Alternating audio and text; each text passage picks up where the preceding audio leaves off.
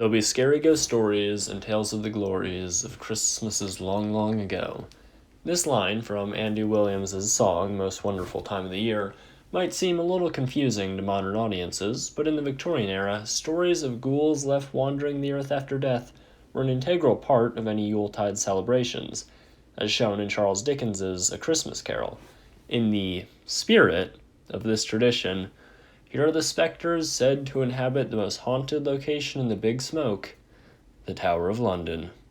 The Tower of London has served a variety of uses during its nearly 1,000-year history, but what it is most famous for is that up until 1952, it was a place to hold prisoners, sometimes even after their deaths. Take the story of King Henry VI, imprisoned by the House of York during the War of the Roses in 1471.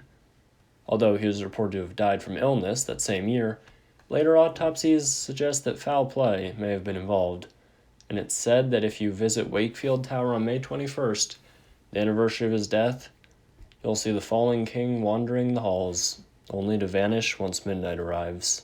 Skip ahead a generation to another famous King Henry VIII, famous for his marriages and their ends. One of his 6 wives, Anne Boleyn, was imprisoned by her husband under some perhaps less than credible charges and beheaded in the Tower so that he could remarry. These days, it's said her ghost can be seen near where she was buried, with one guard claiming to have charged the figure, only to realize she was missing her head as he approached. Another victim of Henry's reign was Margaret De La Pole, imprisoned and executed after her son denounced the king as head of the Church of England. During her beheading, she attempted to escape and outrun her executioner, but ultimately proved unsuccessful, and it's said that her screaming spirit can still be heard today, with some even seeing a reenactment of her untimely ending.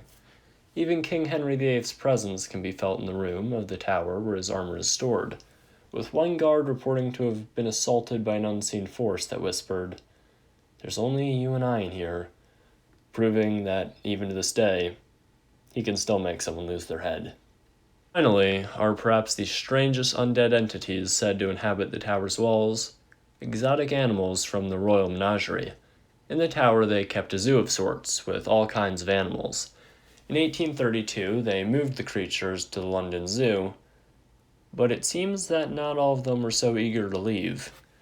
Visitors and guards over the years have claimed to have heard cries of monkeys and even lions, and one guard was even charged by a spectral polar bear, only for it to disappear upon touching his bayonet. So now that you've had your fill of ghost stories for the night, put on your PJs and put out some milk and cookies, because soon the most famous cryptid in the world will be setting out for his trip. Merry Christmas.